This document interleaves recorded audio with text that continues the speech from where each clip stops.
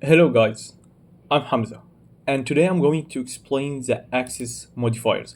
I'm going to go through each one and explain it in details. So let's get started.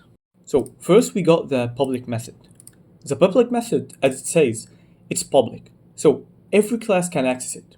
For example, let's say in the demo library project, every class inside it can access the public method.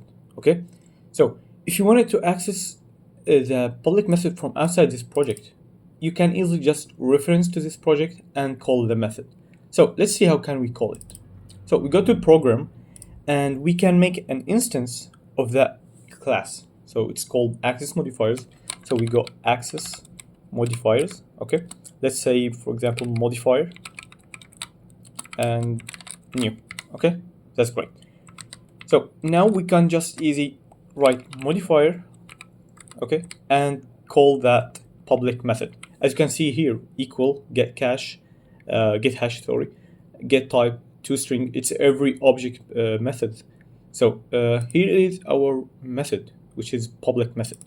Okay, as you can see here, now we have access to that method because we have already a reference to the demo library, okay, which is contain the public method. Okay, so here we are. Okay, let's move to the other one, the private method. The private method, as it says also, it's a private, so no one can access it from outside this code. Okay, so it's simply just placed here and no one can access it. Okay, there is another trick we can use it. We can the public method called the private method, okay, and then we can reference or access the private. For example, let's say here, remove this private method, okay, that's cool. And now we can access it from here. So here you access the public method.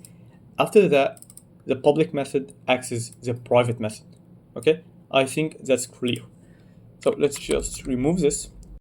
We move now to the protected method. So the protected method, it can be called from inside this class or from any outside class, but the class should or must inherit from this access modifiers class. For example, let's try to call it from inside. So protected, okay, sorry. As you can see here, we can call it access with no any errors. Let's try to move to program.cs and try to access it. So modifiers. As you can see here, we can see it. We can see only the public method. So how can we access it? So let's go and create a class.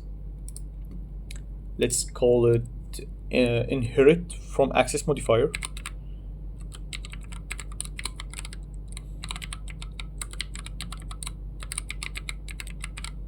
Okay, sorry. Okay, awesome. And now we are going, let's change this to public. And now I'm going to create a method. I'm going to give it a name of test, for example. Okay, awesome. Now if we need to access a protected method, let's try to protected method.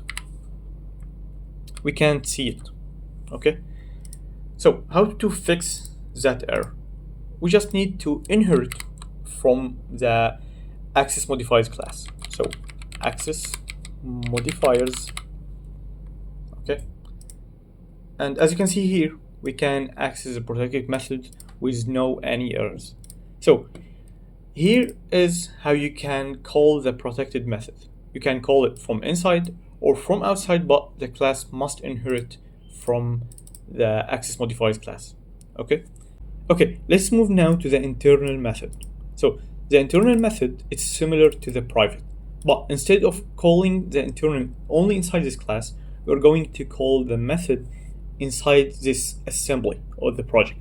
So if you go here, okay, and try to access the modifier, okay, internal, as you can see here, we got no internal. We got only the public method. Okay, so let's remove this and create another class. Let's call it calling internal.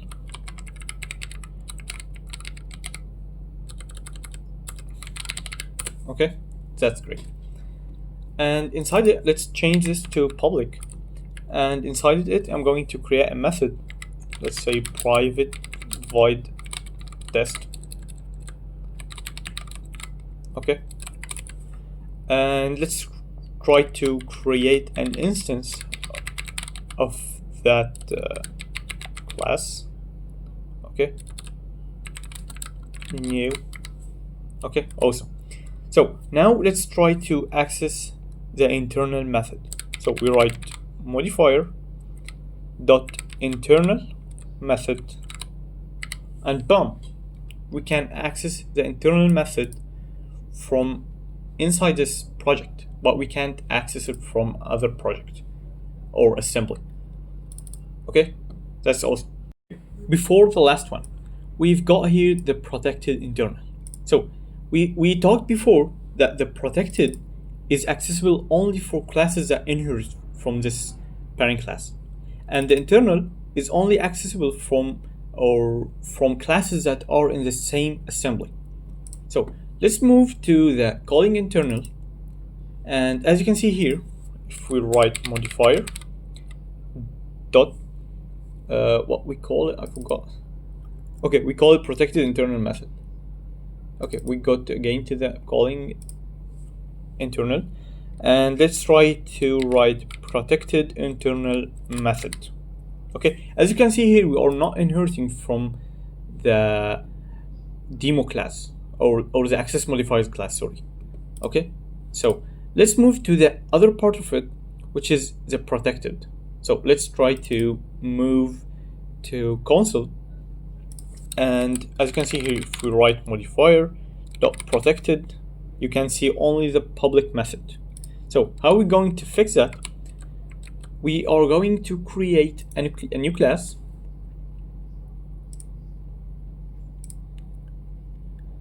I'm going to give it a name of calling protected internal. Let's change this to public.